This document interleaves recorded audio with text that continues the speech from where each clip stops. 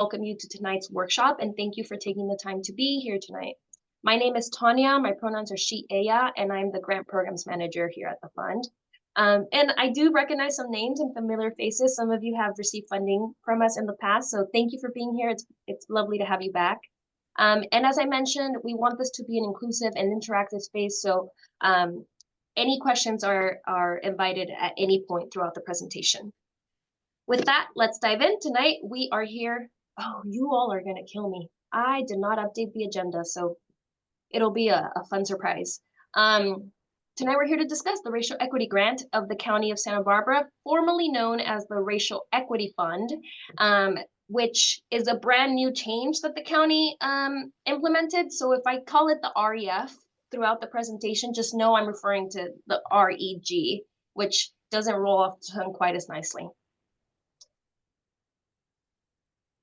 First and foremost, we would like to acknowledge the original peoples and caretakers of this land, which is the Chumash people. We respectfully recognize that we live and work on the unceded sacred land of the Chumash, and we honor their enduring presence and contributions, and we recognize our shared responsibility as stewards of the land and water. We're committed to being active allies in solidarity with the Chumash people, who continue to lead these efforts to protect the land. And we have funded several tribal-related projects. You can learn more about those on our website, and I encourage you to also participate in being allies.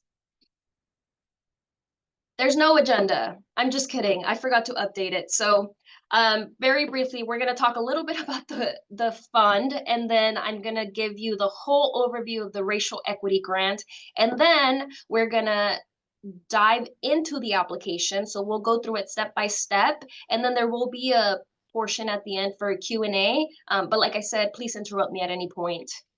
And those are the topics being covered. So first and foremost, the fund. This is a very brief history of the fund's 44 years. The Fund for Santa Barbara was founded with the mission of advancing progressive change by strengthening movements for economic, environmental, political, racial, and social justice. This mission remains at the heart of our work today. We're very grounded in it. Our founders were activists and supporters of various social justice movements, and through their activism, they repeatedly encountered a pattern where traditional foundations or more conventional foundations were reluctant to support their activist-led, progressive type, politically engaged, maybe considered controversial type of work. And so in response, they sought a foundation that was community-driven and would champion their causes. And when they couldn't find one, they created it. So the fund was founded as an alternative community foundation model, and for 44 years, we have proudly continued to carry this legacy forward. Some unique features about the fund. The first is that we are a fundraising nonprofit, just like you. Unlike most foundations that have a large underwriter or endowment, we fundraise our grant-making budget annually. If you've been to Bread and Roses, you know what I'm talking about. Thank you so much for supporting us. We do have a small endowment, but we are not simply an invested pool of funds. We take great pride in the support that we receive from our individual donors, and we believe in asking tough questions when accepting private dollars to ensure their contributions come without strings attached. And this allows us to remain independent and focused on our mission, especially in these times. Our fundraising model, I see someone in the chat. Our fundraising model keeps us connected to the reality of what it's like to raise funds. And this is why in 2008, during the recession, we doubled our grant making. And in 2020, at the height of the pandemic, we tripled our emerging needs grant budget. And we are always looking for ways to make our grant making more impactful and responsive to the needs of our community. The second thing is that we are unabashedly progressive. We don't pretend to be neutral. Our motto is change, not charity. We are trying to advance progressive social change movements. That is our mission. And it's not that we have something against charity. We think charity is absolutely critical, but we are strong believers that social conditions improve most when those who have been denied power and justice lead on their own behalf. to confront and challenge and change the conditions that have denied them access to justice and equity. Um, so I'll pause here and say, if your request is based on a more direct service type of model, the racial equity grant may not be the most suitable funding option for your needs. And we'll talk about that a little bit more, but just keep that in mind. And as I previously shared, our mission is to directly support social change initiatives and address the root causes of social inequities, as well as the underlying causes and circumstances that contribute to them. The last thing to know is that about our activist-led decision-making model. We have reimagined the traditional foundation model, striving to make it more responsive and driven by grassroots activists. In our founding model, donors and staff don't make funding decisions, and donors defer funding decisions to activists and community leaders. So it's important to know that the grant making committee is responsible for making the funding decisions at the fund, and they are your primary audience when writing a grant proposal to us. The fund's activist-led participatory decision-making model fully empowers the GMC to make the most impactful use of the resources we raise and distribute. And this means that the fund staff, like I said, don't make the funding decisions, but it frees us up to be able to provide technical assistance to applicants and support. The GMC is an inspiring group of volunteers. They're all volunteers, and we do ask a lot of them. With deep roots in our community, they represent the entire county and provide a range of expertise and firsthand knowledge on issues that affect our community. And again, they are your audience, and we believe that knowing your audience is an important part of writing a successful proposal. And I'm going to drop the link in the chat for our website so you can learn more about them if you wish. You can read their bios.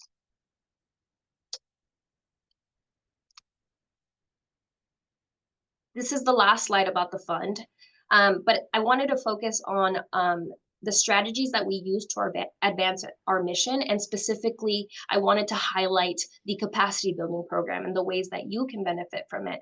So we host educational workshops, we offer one-on-one consulting and provide resources to support community organizations, and we maintain a progressive community calendar, which we invite folks to add their events to, and a small curated library that houses books on a wide range of subjects, particularly in the nonprofit realm, that folks can come and browse and borrow from at any point. So just wanted to highlight that. And I did add the contact email for our capacity building manager on your screen. I'll also drop more of this information in the chat. And if you ever need any type of tailored support, I highly encourage you to take advantage of our capacity building program. All right, so again, racial equity grant of the County of Santa Barbara is what we're here for, so let's dive in. We're going to start with the history. The racial equity grant of the County of Santa Barbara is an initiative that came directly from the grassroots organizing by the leaders of Healing Justice Santa Barbara. In the wake of the murder of George Floyd in 2020 and the ongoing racial justice movement, these leaders mobilized their communities to demand that the County of Santa Barbara invest in the Black community. As a result of their advocacy, the Santa Barbara County Board of Supervisors passed a resolution declaring racism a public health crisis and committing to support racial justice and pledging $500,000 to address equity issues within the county. Then approximately half of these funds were allocated internally, and Healing Justice leaders once again went back, activated their constituency and advocated for the remaining funds to be distributed directly to the community. And as a result of those efforts, and in line with our community-led participatory decision-making model, the Fund for Santa Barbara was selected to distribute the remaining funds. This is now our fourth cycle that has been funded by the County of Santa Barbara, and we sincerely hope that they continue to support this. The funding program would not be available today had it not been for the organizing and advocacy of these fearless leaders. And just so you know, just throwing it out there in case anybody wants to talk to their supervisors. The funding for this is not guaranteed long term. The county must allocate and approve the budget annually. So if you have conversations and you'd like to have this program continue, I encourage you to talk to your supervisors.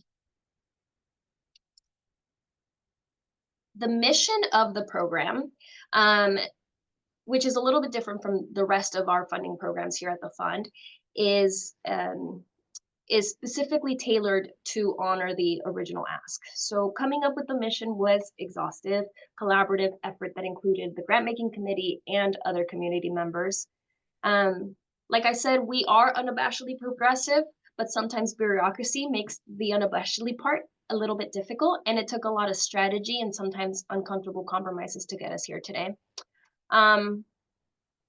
So, with the original intent of the activists in mind, the mission of the Racial Equity Grant is to invest in and strengthen organizations that tackle anti-racism through systems change strategies in Santa Barbara County. And the goal of this fund is to influence culture and policy to drive the systemic change needed to advance racial equity and justice while working to reverse the legacy of slavery and the ongoing effects of racism in the county. Those of you who have applied for funding through our other programs, again, may notice that this mission and initiative is more specific. And again, this was intentional to honor the community's ask. And we do hope that this program is the first of many such investments on the path to reversing the legacy and effects of racism. There are some key objectives that the development committee came up with in addition to the mission for this program. And again, they were intentionally crafted to honor the community's original ask. These objectives should help you determine whether your request is a good fit for the Racial Equity Grant. And the purpose is for organizational capacity assistance, or I should say, organizational capacity assistance is a key objective of the program. And what this means is providing support to strengthen the ecosystems of diverse anti-racism organizations in the community that share a common goal to address the cultural and systemic effects of racism. There's an emphasis here on working together towards a common goal.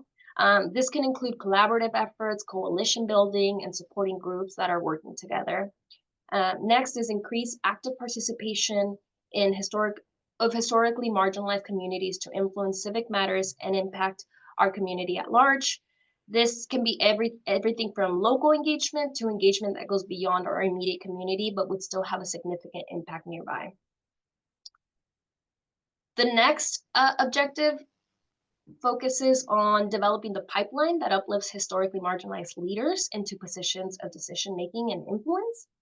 And a significant aspect of racial inequity in this county is tied to who holds leadership positions and the distribution of power. So addressing this imbalance is essential for advancing racial equity and ensuring that diverse voices are represented in the decision-making process. I know I'm moving fast. Let me just make sure I haven't missed anything in the chat. All right, we're doing good. Next is increase and sustain investment in organizations. Did I already? Yep. No. My math isn't mathing. All right. Increase and sustain investments in organizations led by historically marginalized minority leaders who have traditionally lacked access to capital. And this means addressing the inequities that exist within the philanthropic sector, where organizations led by people of color often face significant disparities in access to funding, also finding individual donors and other forms of financial support. And by correcting these imbalances, we can help ensure that these organizations are better equipped to serve their communities and drive meaningful, lasting change.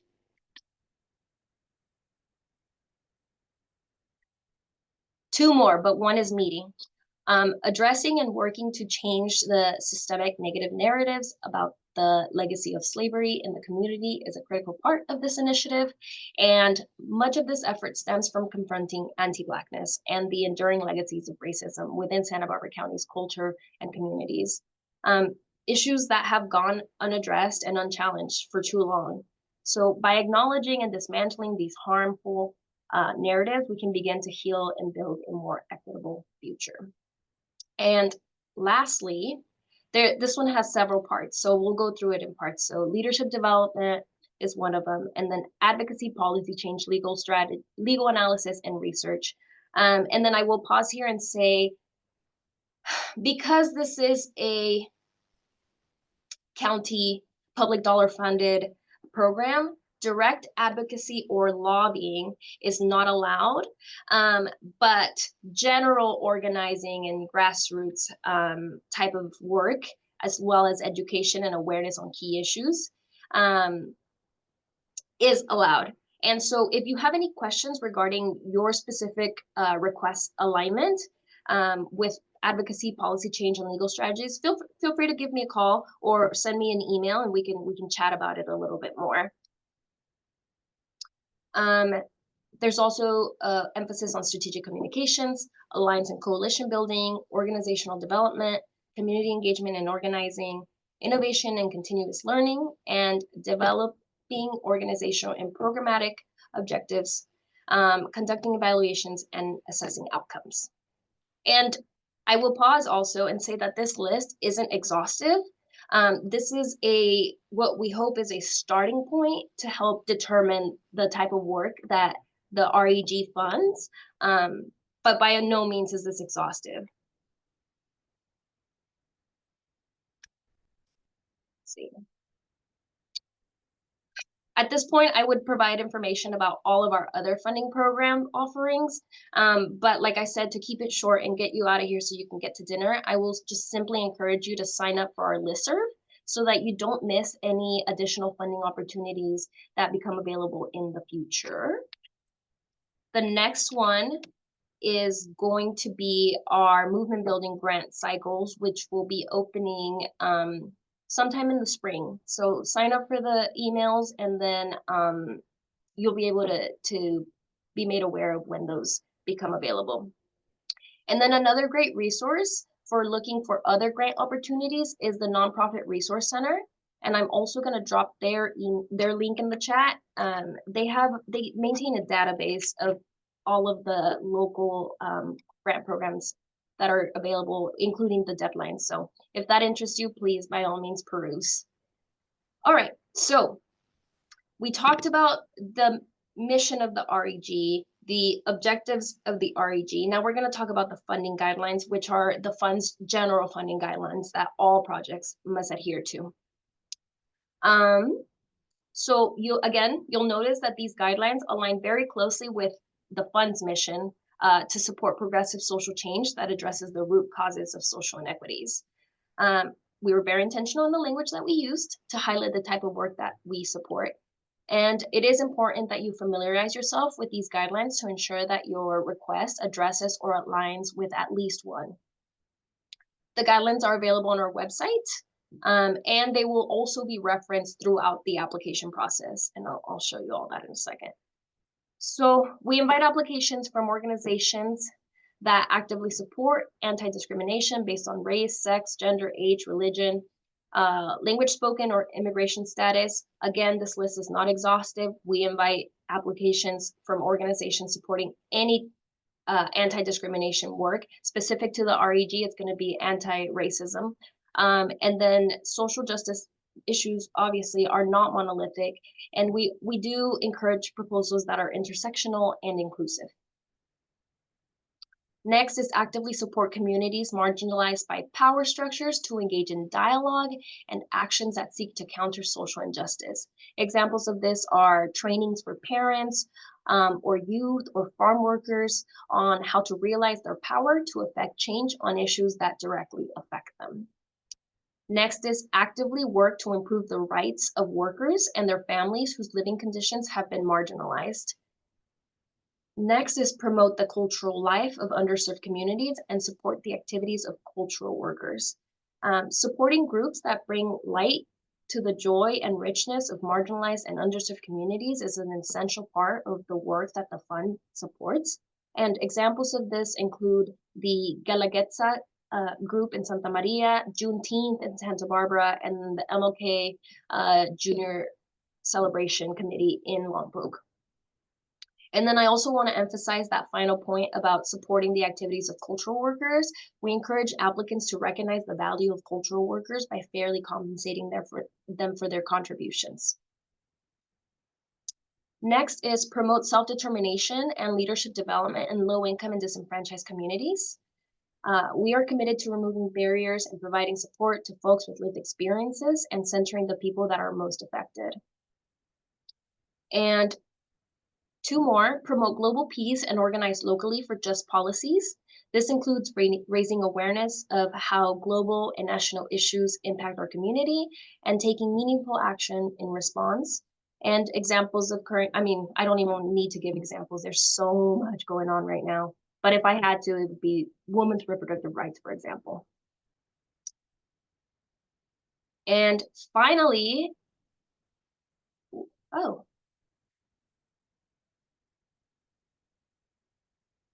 sorry, I'm confused.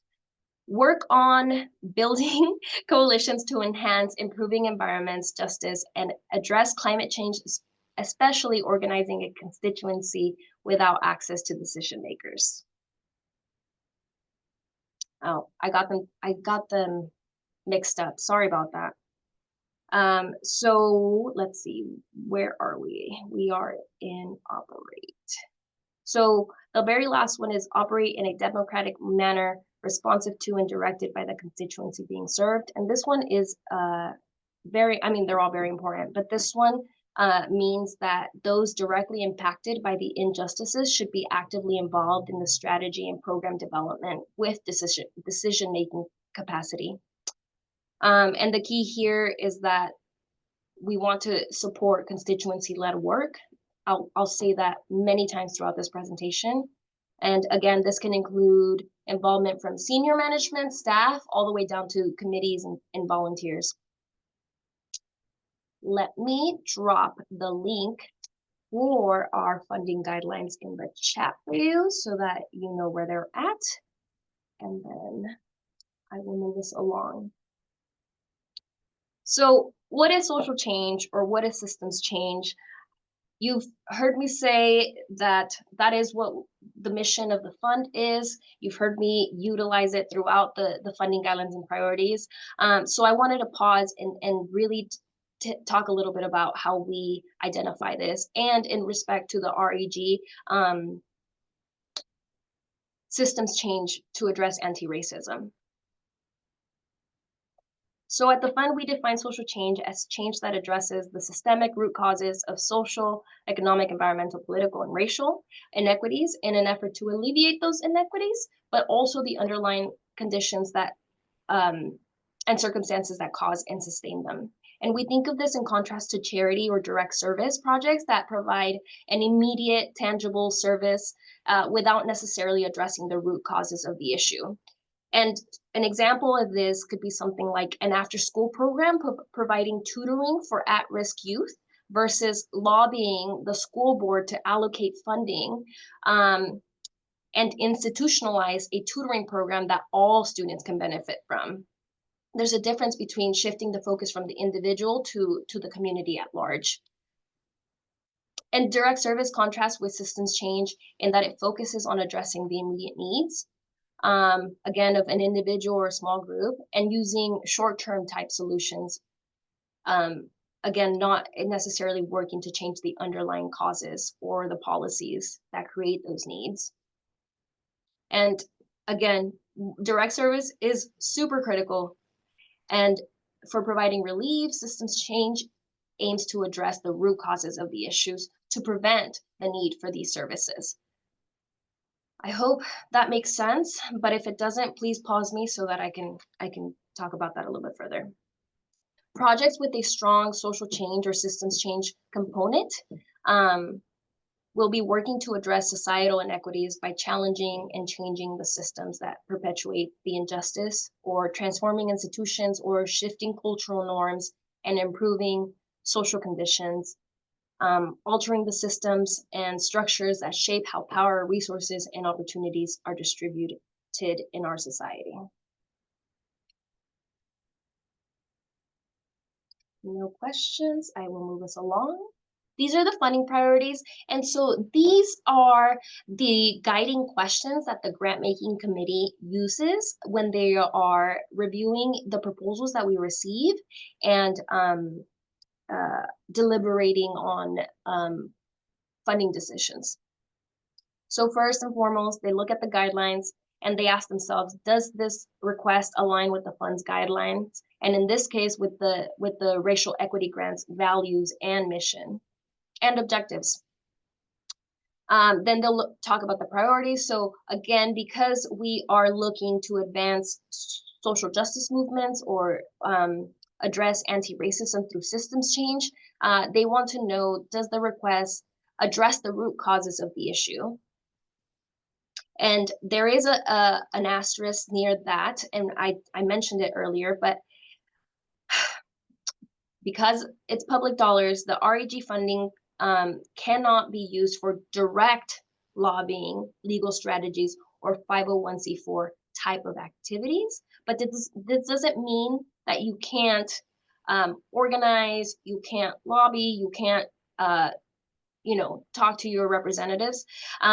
This also does not mean that 501c4 organizations cannot apply.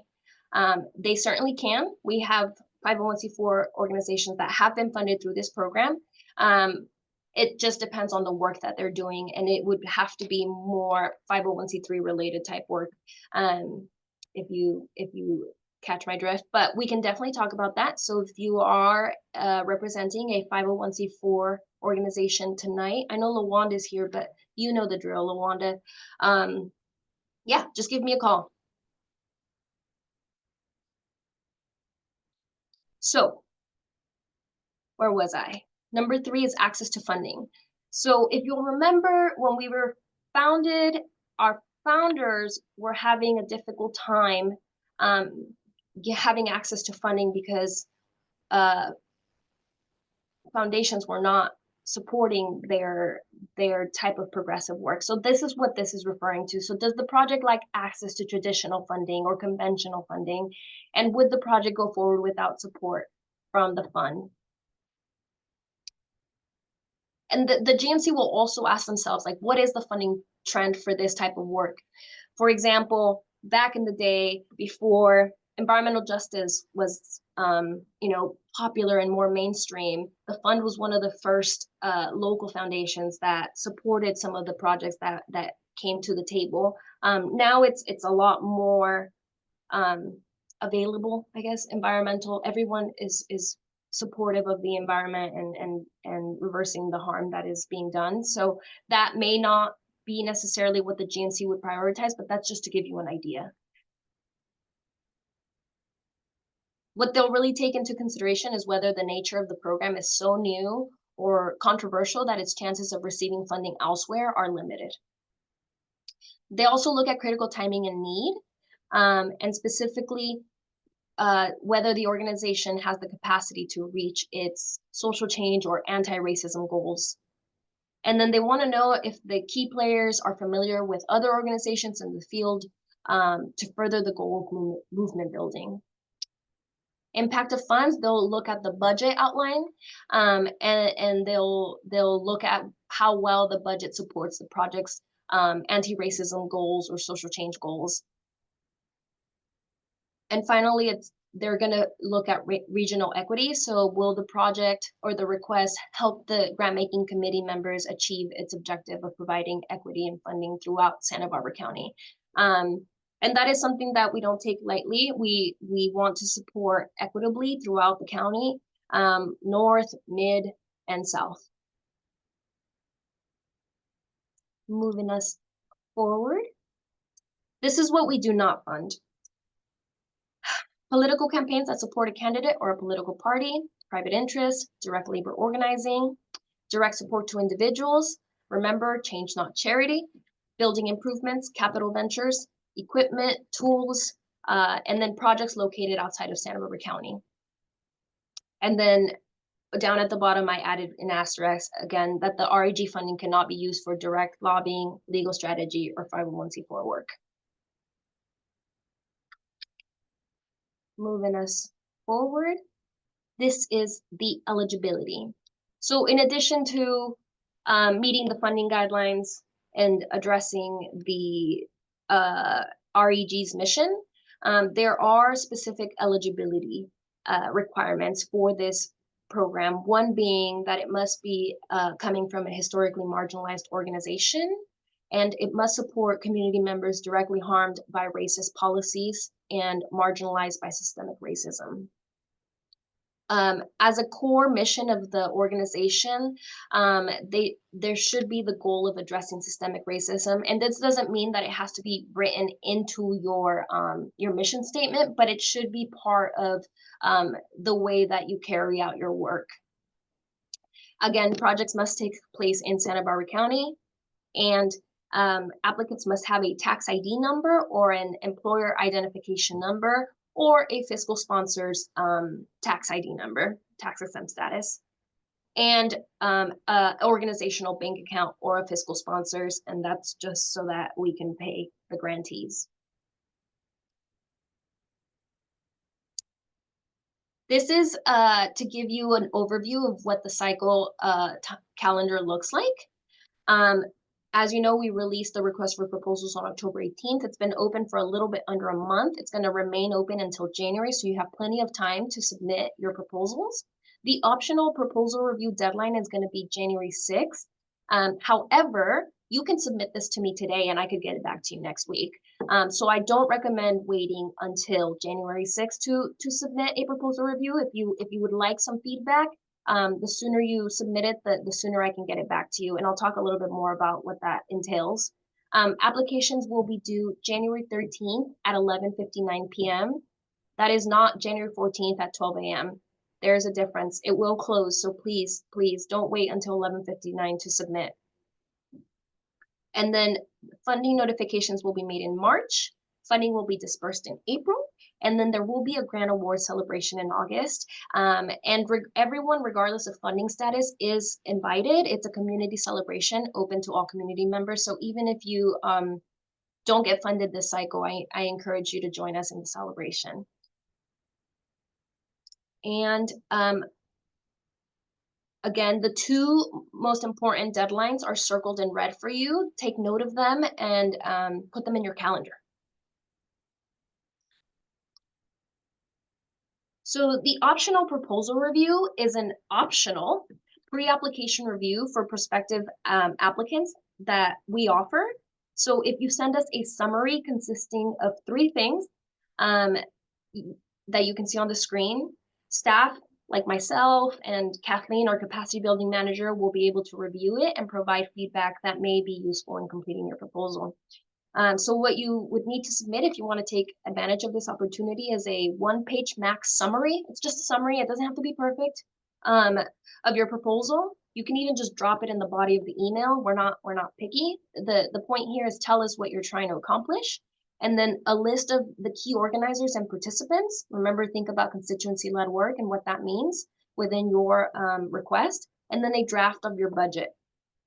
To take advantage of this, submit via email to grants@fundforsantabarbara.org by 5 p.m. on January 6th. If you want to submit by 11:59 p.m., I won't penalize you. But again, you don't have to wait until the deadline. There's plenty of time between now and January 5th for you to be able to submit this. All right. We're about to get into the application. But before we do, I want to talk about Submittable very quickly. That is our grants portal. That is what we use to collect grant requests or applications and how we typically communicate with grantees. It's an entirely electronic process. You can find the link to apply on our grantee portal. I'll show you how to do that in a second. From there, you'll be redirected to the actual portal, which is, like I said, Submittable. You will need to create a free Submittable account to submit a grant application. And I encourage you to use the email address that is linked to the organization or group that you're submitting the application for, because this email will be our primary point of contact with you. And like I said, most of our communication will be through Submittable. So you want it to be an email that you use regularly or check constantly. And then just so you know, The platform works best on Google Chrome, Firefox, and Safari. If you use Internet Explorer, please note that Submittable is not supported on Internet Explorer. And there are a couple key benefits to having this electronic. One is that you can collaborate on the application with your colleagues. I'll show you how to do that in a moment. And you can also auto-save drafts, and you can save drafts and come back to it at any point. However, if you find that the application is not accessible to your specific needs and would like technical assistance, please contact me, grants@fundforsantabar.org, and I'm happy to troubleshoot and as well as provide alternative forms of the application to meet your accessibility needs. All right, so let's have us look at what this looks like. So you all have seen this page because you registered for tonight's event. To apply, you would go here. We're going to get redirected to Submittable. First portion of what you'll see is going to be, let me zoom in. Does this look better? Too much? Good? All right. This is specific to the fund, so our guidelines, our mission, our priorities, what we do not fund, and then you can see the racial equity grant specific, so the racial equity grant mission, the history, the specific objectives of the program, as well as the eligibility. And then if you need the guidelines or the priorities, this link will just take you back to our website, or you can scroll back up. To apply, you come here and hit apply. And then if you're not logged in at this point, it will ask you to log in. I was logged in, so it's letting me move forward. And the first thing that we'll ask you to do will be to enter your organization's EIN or tax ID number. I'm going to use the funds here, so let's see.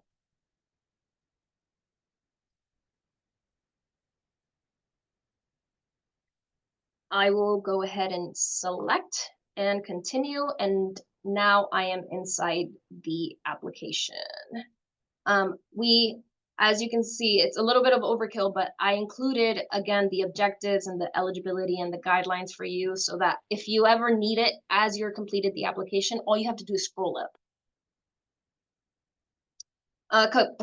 So manage collaborators. I mentioned that one key perk of having this be an electronic process is that you can invite collaborators. So here you would click on that button, and then you can invite your colleagues who you would like to have support you in drafting the application. Please note that collaborators will not be able to submit the application. Only the originator of the application can do that. There is that caveat. Again, funding guidelines are linked here. The application checklist is also linked there for you that you can download. And what that is it's a tool that you can use to gather up any information that you're going to need in order to complete your application ahead of time. And then the REF mission funding strategy and eligibility is an FAQ document that you've seen, I'm sure, already. It's linked on our website. It just provides the same information that I've been providing you tonight. Let's see. Both the two are downloadable, so you can download them and save them and print them or what have you. So note that there are clues found throughout the application. Required items are going to be marked required in red. Word counts are going to be on the bottom right-hand corner in gray, and then clues specific to what the question is asking will be below the answer box in gray. And so this is going to be the question that you're answering, but this will give you additional clues as to what the question is trying to collect. So the first section of the application is going to collect the general information. This executive summary will be the first question that will ask you. However, you do not have to answer the questions in order. And in fact, I would actually recommend that you come back and draft this executive summary at the very end, once you have everything else completed. And you may be wondering why this, right? So the grant making committee is the only body that will have access to the entire application. This summary will be shared with the board of directors of the fund and then the board of supervisors for review at the county. And be sure to only answer the 4 prompts that are being asked and answer them in paragraph form, not list form. I know it's misleading because we number them, but just a third person present tense paragraph form will be great. Primary contact information. This is the information that should match the details of the person who originally drafted the application. And again, this is going to be our primary point of contact for all proposal-related communications. Organization information is going to collect the information of your organization. The name should be utilized input as it is listed in the IRS exempt organization list.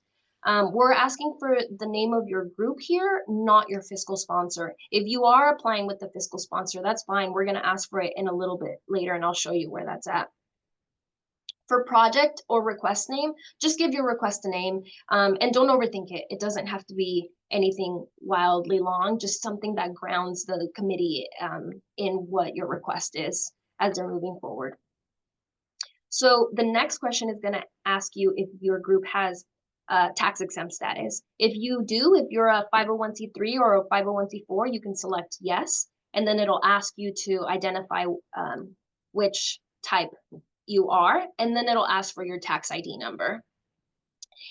If you are not, you can select no, and then it'll ask you if you're applying with a fiscal sponsor. If you are, you can say yes, and then it'll prompt you to answer questions based on your fiscal sponsor's information.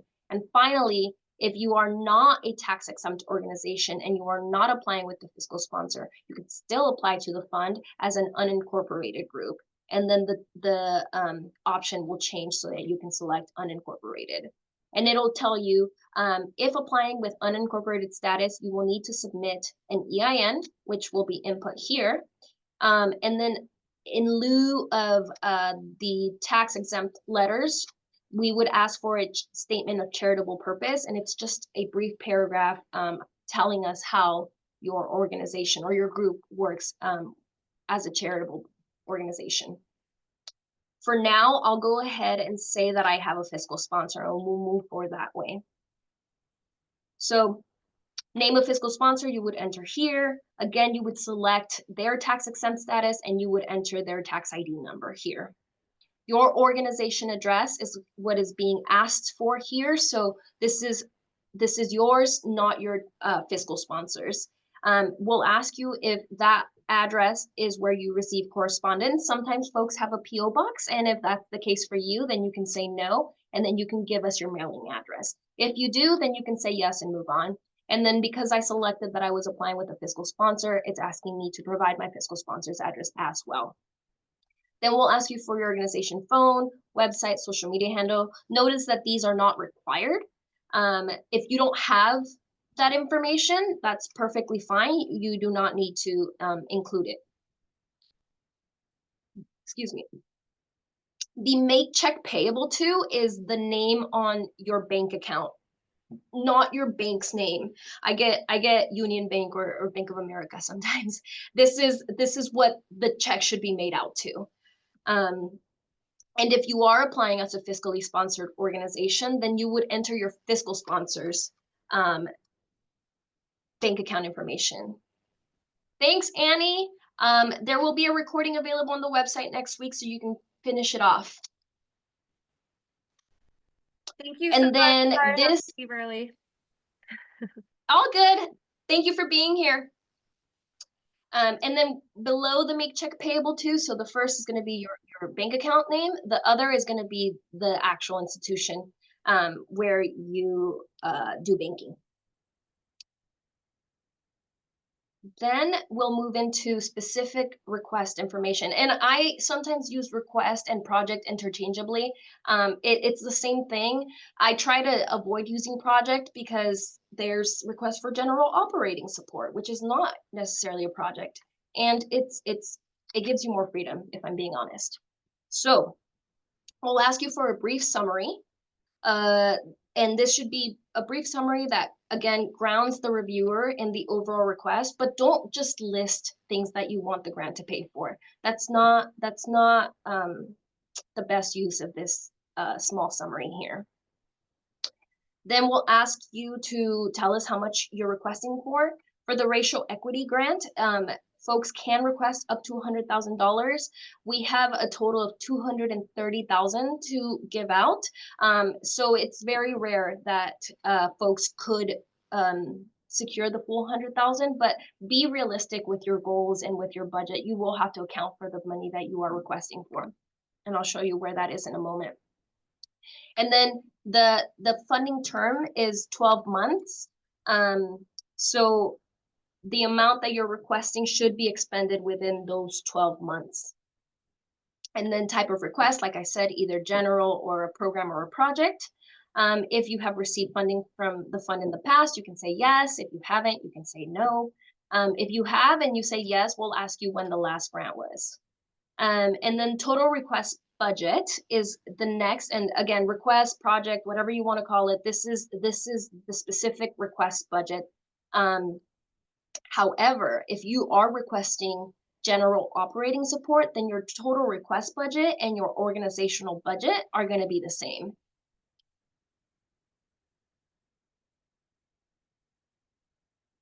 We'll ask you for your budget start and end dates, your annual operating budget. Again, if the request is for general operating support, this number and this number will be the same. And then your fiscal year start. Then we will ask you for issue areas specific to your request, specifically pertaining to the request that is being submitted and not everything that your organization does. I know that you all engage in a lot of different work, so just keep that in mind. This is specific to the request. And I would pick maybe the top 5 to 10, even 10 is a little much, issue areas that this request will be focusing on. And then you can either select from the list that is given, or if you don't see your specific issue, you can click on other and then give us what that is right below that. Similarly, for the rest of these specific strategies, these are the strategies how you will carry out your proposed work. Choose your top 5 and move on. And then here you can think about the work that you will do and what the goals of the grant are. The constituency, again, any that align, or you can select other and move on. And then for the geography, if your request is going to serve the population countywide, then you can select countywide and move on. However, if you're based, for example, maybe just in South County, then you can select South County. And then you can tell us where exactly you're based. Okay, we made it to, this is the meatiest part of the proposal. And I know I mentioned that there is an autosave feature.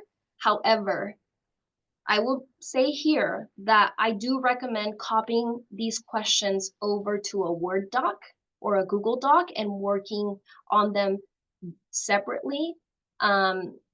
This will ensure that in the event of any glitches, your work will continue to be preserved. It doesn't happen often, but technology can be finicky. First question is going to, oh, before I even talk about the first question, so the application narrative, you really want to focus on the specific questions that are being asked and do your best to draft succinct answers. What I would encourage you to do is break down the questions and specifically answer what is being asked. Remember that the grant making committee reviews every application, so it's important to avoid unnecessary jargon or overly complex language. Your goal is to make it easy for them to understand your request and to clearly articulate why they support your proposal. So Be clear, concise, and to the point. And for best practices, avoid using acronyms. Okay, first question is going to ask you for your history and mission. This is your opportunity to give us all the background information and lay out the foundation for this request. And remember that the racial equity grant funding eligibility applicants must demonstrate that they are addressing systemic racism. Next is going to ask you to tell us how this is addressing systemic racism. Would you look at that? So ensure that you fully understand the racial equity grant guidelines, objectives, and eligibility requirements, and clearly outline the strategies that you are employing or plan to employ to address systemic racism. Be explicit here about how the request is going to be addressing systemic racism. And the GMC will prioritize projects that address systemic racism and promote systemic change. Then we'll ask you to describe how the funds will be used to enhance and address the root causes of issues directly impacting historically marginalized and disenfranchised communities. Remember, the GMC is looking to support projects with a strong social change component. You'll want to connect the dots here between the social change of your request and how you are addressing the root causes of racism. Next, if you're working with community partners, how would you describe your relationship? If you're cooperating informally or formally, you could click cooperating and then you can tell us who you're cooperating with. We're not prescriptive about requiring collaboration, but we do believe it's valuable to be aware of what other community organizations are focusing on to avoid duplicating efforts and to foster more effective unified work. Next, we'll ask you to describe your organizational structure and governance. The GMC will prioritize constituency-led work, there it is, and requests with community buy-in. So talk about how involved your constituency is in the decision-making process and how they affect the work that you do. They want to know how the community's voice is being incorporated into the work. I don't see any questions, but please chime in if something isn't clear. This is your time. Next is going to be the activity timeline, and a good way to differentiate between the objectives and the activity, which is both being asked. The objectives are what you are going to do or hope to accomplish, and the activities are how you are going to do it.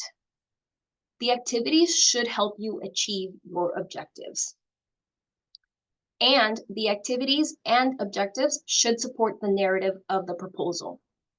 So as you're completing your timeline, you should also be thinking about your budget. And I'll flip-flop back and forth, but I will say that I encourage you to work on your budget and your activity timeline side by side, so that as you're identifying your activities, you're thinking about how much each activity will cost, so that it leads directly into your budget. And I'll talk a little bit more about that once we get to the budget part. Next, we'll ask you what the anticipated outcomes are and how you will evaluate the effectiveness or impact of the proposal. And for this question, think about what is going to be different by virtue of you carrying out this request. What is the change that you seek to make, and how will you evaluate whether the change took place? You can ask for more than 10,000. You can ask for up to 100,000, Sylvia. Where was I? Oh, so think about what is going to be different in your organization, or what's going to be different in your constituency, or what's going to be different in your community. Applicants get to set their own determinants of success. Evaluation can be simple. It does not have to be elaborate. All we ask is that you tell us where your starting point is and where you expect to be at the end and how you will evaluate that. Be clear, be realistic, and be feasible. Then we'll ask, how will the benefits or outcomes strengthen your organization's mission?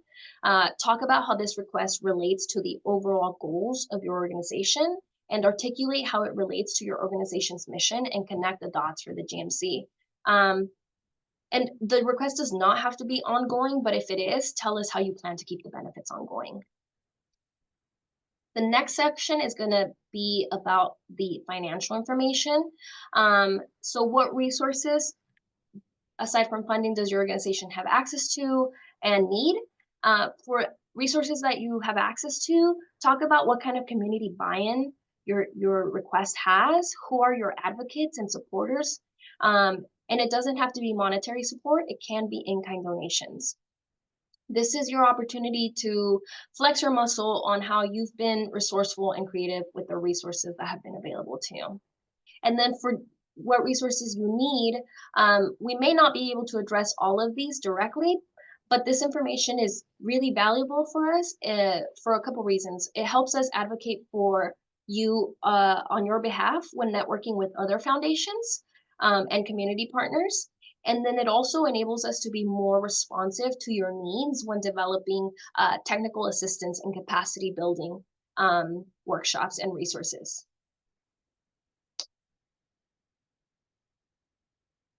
Sorry, I'm reading a question in the chat. Thank you, Nolan.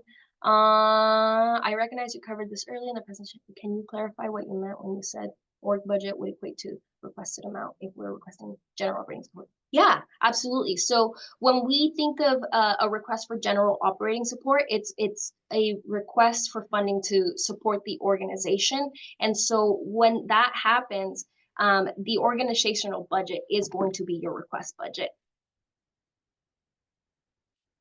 Did that help? Yes, that is helpful. Thank you so much. I think my one confusion was just if our organization budget exceeds 100,000, wouldn't we'd be requesting less than that to stay within the parameters of the grant. Is that correct? Yeah, that won't be a problem, and I'll show you about that in a second, and then you can just pause for that for a second, and then ask me again if I don't answer it in the next section. Okay, thank you. Yeah, of course. So the next section is going to be the financial information table, or your budget, whatever you want to call it. This table should only include your organization's budget. If you are applying with a fiscal sponsor, this is not going to include your fiscal sponsor's budget. This table is for your specific request. So again, if you are applying for general operating support, then the request is for general operating support, and you would list out all of your funding sources for your organization. And I'll give an example of that in a second. And then just remember when I mentioned that your activity timeline should align with your budget. This is where you'll translate your activities into financial terms. Again, keeping a running sheet as you're identifying the activities and thinking about the specifics of what you're going to need and how much it's going to cost is going to come a long way here, so you're able to translate it and input it quicker. This table is divided into two parts. The first section is going to be the income section. This is where you will input any income for this request. And then the bottom half is going to be the expenses, and that's where you'll add the expenses that you're requesting funding for. This table is set to auto sum. So in the columns, the amount columns, as long as you don't use any special characters, it should start auto summing here. There it is. And likewise down here. Let me see. I do have a pre-filled sample for a general operating support. So let's look at that now. And just so you know, it is linked here. This is for a smaller budget, but it's to give you an idea of what we can do. So this is a sample budget for a general operating support request. So my organization that I'm requesting funding for here has a budget of $190,500. And so this is where I would list all of the sources of funding from all of the whether it be donations, grants, fundraising events that you anticipate to have, and you would let it amount down at the bottom by not including any special characters. So that's the first section. Here, possible sources of funding, there's some clues in this yellow part. There's government grants, foundation grants, individual donations, business support, fundraising events, you name it. I know that nonprofits have to be so creative with the way that they fundraise. Yeah, and then that's that comment. And then on the flip side, if your request is for a specific program or project, then your budget should include all of the potential funding sources specific for that program or project. So first section is going to have the income. Again, the total organizational budget is going to be $190,000, which is why it's a bigger amount. However, from the Fund for Santa Barbara, I am only requesting $10,000. Then you go down to the bottom section. This is the expenses. This is where you're going to put all of your expenses. And notice that the amount requested from the fund will only amount to the amount that I am actually requesting from the fund, not my total organizational budget. Assuming that I have these other sources of funding, that will lead me to my overall organizational budget, but it will not surpass what I am applying for from the fund. And you can ignore this about $10,000. Like I said, for the racial equity grant, you can request for up to $100,000. Nolan, did that help at all? Yes, that cleared it up. Thank you. Of course. A couple more things while I'm in here. So expense categories, I have a couple samples that you can think about using and or add your own. You know your project better.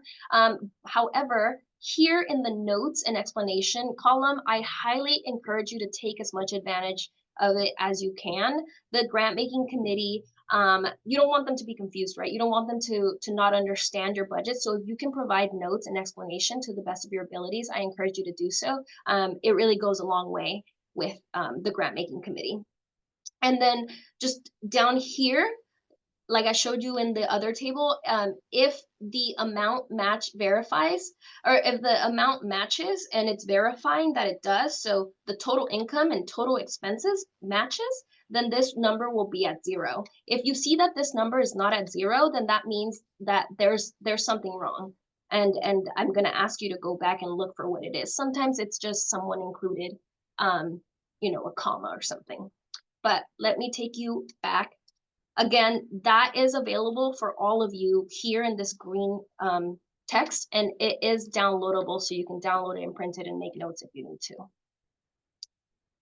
There are, okay, yeah, so right now, this is not auto-summing because I haven't included any expenses. I only included income. So if I were to include, you know, an expense of a $410 expense, then this would balance out to 0.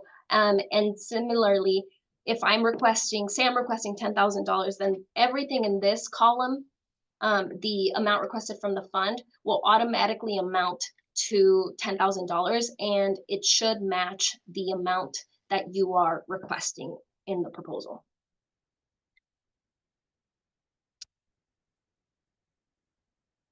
All right. There are clues as throughout the, ooh, did I miss another question? No, okay, sorry.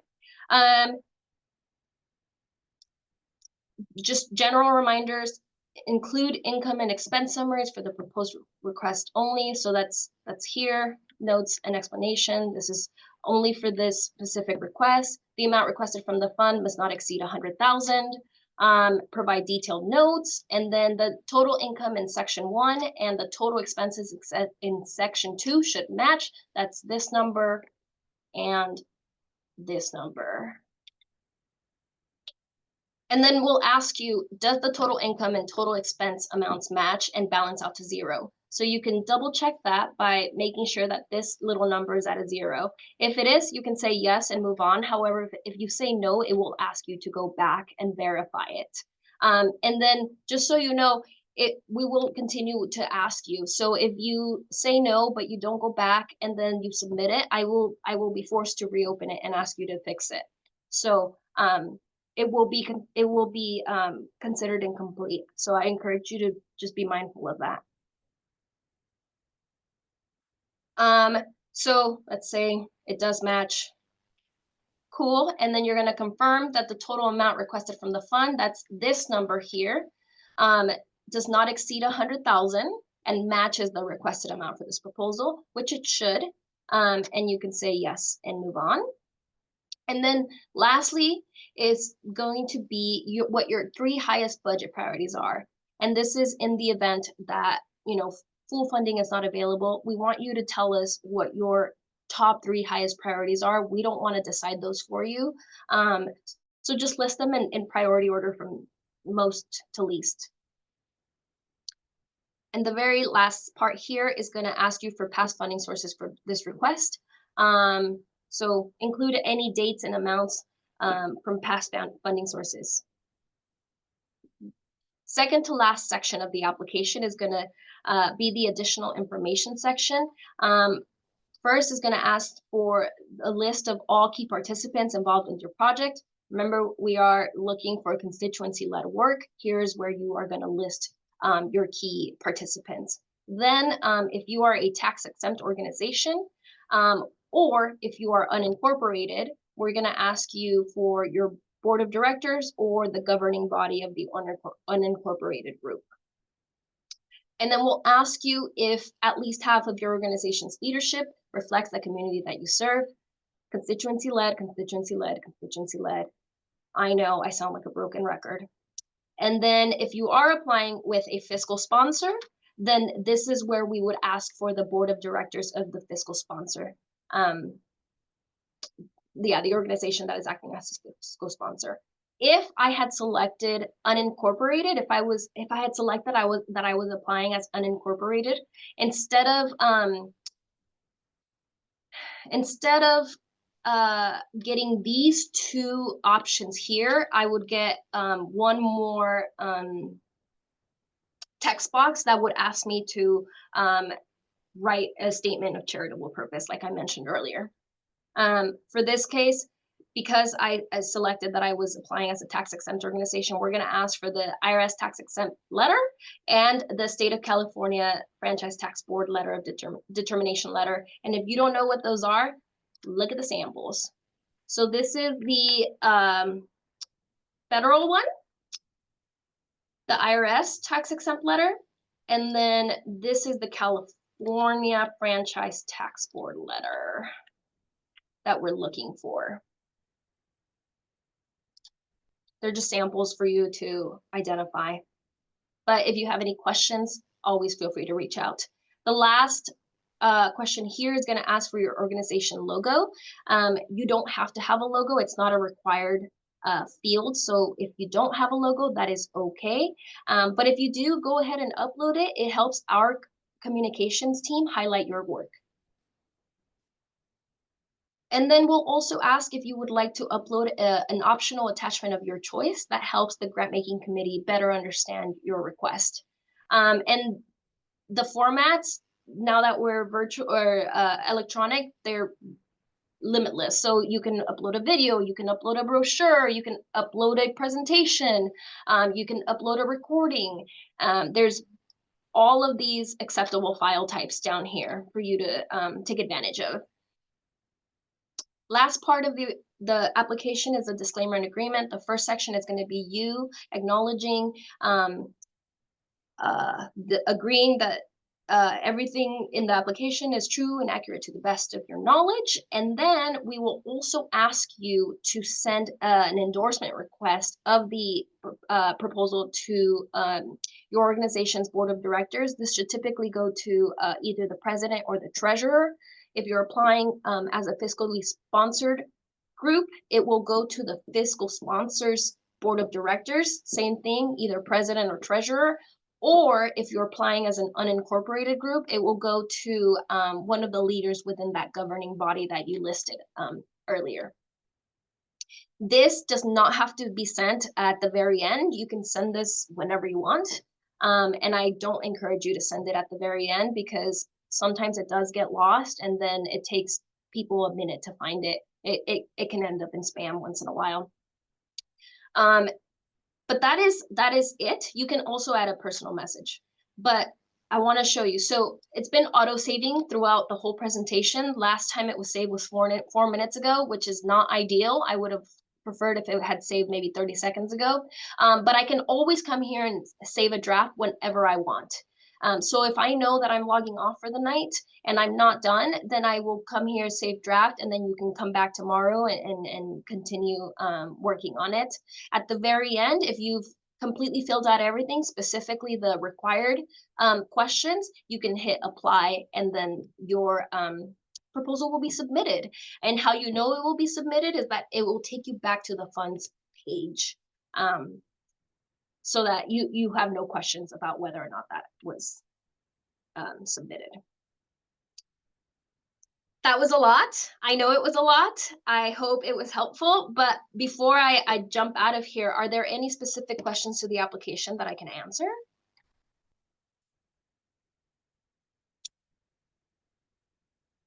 Oh yeah, thanks, Spencer.